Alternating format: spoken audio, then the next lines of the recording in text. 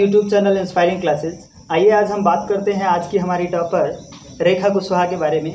रेखा से हम जानते हैं कि रेखा ने बोर्ड परीक्षा में टोटल कितने मार्क्स पाए हैं और सबसे ज़्यादा मार्क्स इनके कौन से सब्जेक्ट में रहे हैं। साथ ही साथ अगर रेखा हमें बताएं कि इन्होंने पढ़ाई कहाँ से किया था तो हमें खुशी होगी। बताएं रेखा।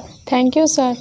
मैंने बोर्ड एग्ज़ाम में कुल 83.16% मार्क्स एक्सेप्ट किए हैं और मेरे सबसे ज़्यादा मार्क्स 92% मैथ में हैं और मैंने जौरा इंटरमीडिएट कॉलेज से अपनी पढ़ाई शुरू की है और मैं वहाँ की स्टूडेंट रही हूँ।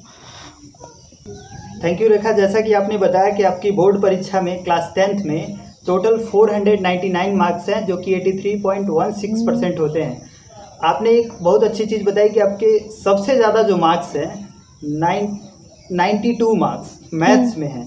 इसके लिए आपने कितना मेहनत किया था, किस तरीके से मेहनत किया था, अगर आप हमारे व्यूअर्स को बता पाएँ तो जो भी नए कैंडिडेट्स होंगे नेक्स्ट ईयर में जिनको भी क्लास 10th का एग्ज़ाम देना है उन्हें इससे कुछ सहायता मिलेगी। बताइए सर। वैसे तो मैंने अपनी पढ़ाई सिस्टमेटिक की थी और मैं हर एक सब्जेक्ट को बराबर टाइम देती थी, लेकिन उसमें भी सबसे ज़्यादा टाइम मैं मैथ को देती थी।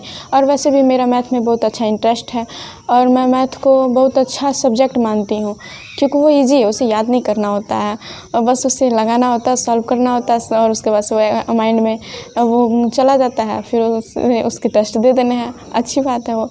लेकिन और वैसे मैंने हर एक सब्जेक्ट के लिए उतनी ही मेहनत की है और हर सब्जेक्ट में जो मैंने यूपी बोर्ड का पेपर दिया है मेरे हर पेपर अच्छे हुए थे, बहुत अच्छे हुए थे।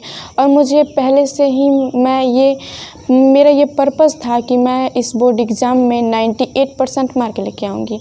लेकिन अनफॉर्चुनेटली ये मेरा पेपर जो है कि जब हुआ तो सारे पेपर हो जाने के बाद मैंने जब अपना मैंने अपने मार्क को काउंटिंग किया तो मेरे 92% मार्क मुझे दिखाई दिए कि मैं 92% मार्क्स पा सकती हूँ। लेकिन जब ये बोर्ड एग्ज़ाम का रिज़ल्ट आया तो मुझे ये दिखाई दिया कि मैं 83% ही मार्क पाई हूँ। मुझे ऐसा लगा कि ना जाने कहाँ गलती हुई है, क्यों ये मेरे मार्क्स कट गए हैं, ये मुझे कहीं से पता नहीं लग रहा है। मैंने अपने पापा से भी पूछा, अपने हर एक पेपर अपने पापा को दिखाए हैं और वो भी मेरे पेपर से उसी तरह संतुष्ट थे जैसे मैं थी। और वो मुझसे भी ज़्यादा वो ये जानते थे कि वो मुझ पर बहुत ज़्यादा विश्वास भी करते थे कि मैं सचमुच में 92% से एबव नंबर ला सकती हूँ। वो ये चाहते थे कि मैं 95% मार्क लेके आऊँ और मैं चाहती कि 98% मार्क लेके आऊँ, लेकिन दोनों नहीं हुआ और उससे भी बहुत कम मार्क आए। ये एक बहुत दुख की बात है, लेकिन फिर भी मैं संतुष्ट हूँ इसी नंबर से जो मिल चुका।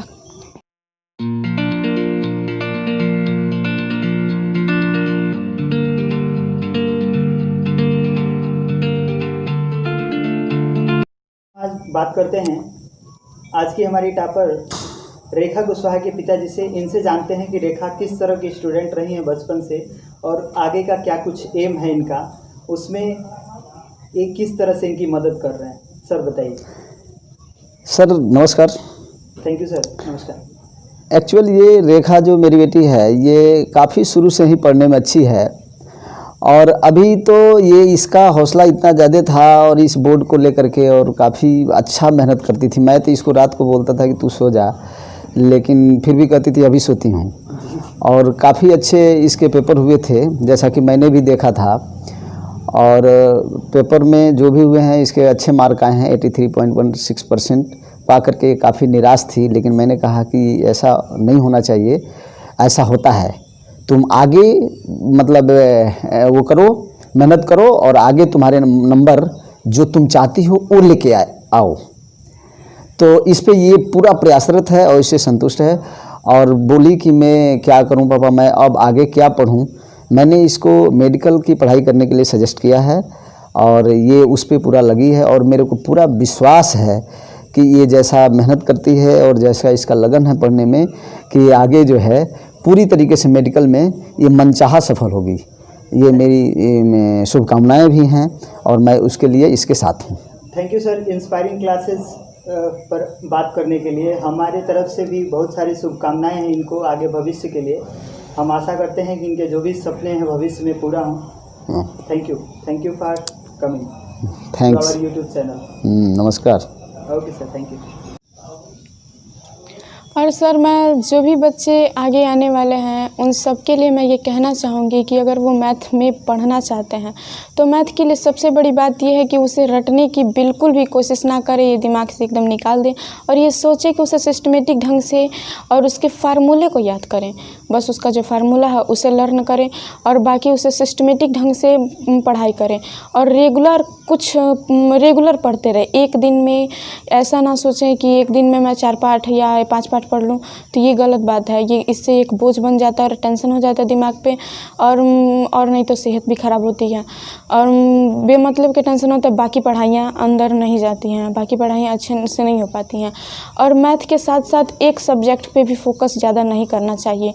हर एक सब्जेक्ट को, चूँकि हमारे जो भी सब्जेक्ट थे हमें पढ़ने के लिए और उनसे कुछ सीखने के लिए दिया गया है और हर एक सब्जेक्ट को बराबर लेके चलना चाहिए। इंग्लिश भी है, इंग्लिश भी आज के ज़माने में इंग्लिश एक बहुत अच्छी चीज़ है, एक बहुत अच्छा सब्जेक्ट हो गया जिसका हर एक जगह यूज़ हो रहा है। तो इंग्लिश को भी मैंने तो उसे भी उतनी ही बराबरी दी थी जितनी मैथ को दी थी, लेकिन फिर भी और मेरा इंग्लिश का पेपर बहुत अच्छा हुआ था, उसमें 1 नंबर भी नहीं कमाने चाहिए थे लेकिन फिर भी 15 नंबर कम आए हैं।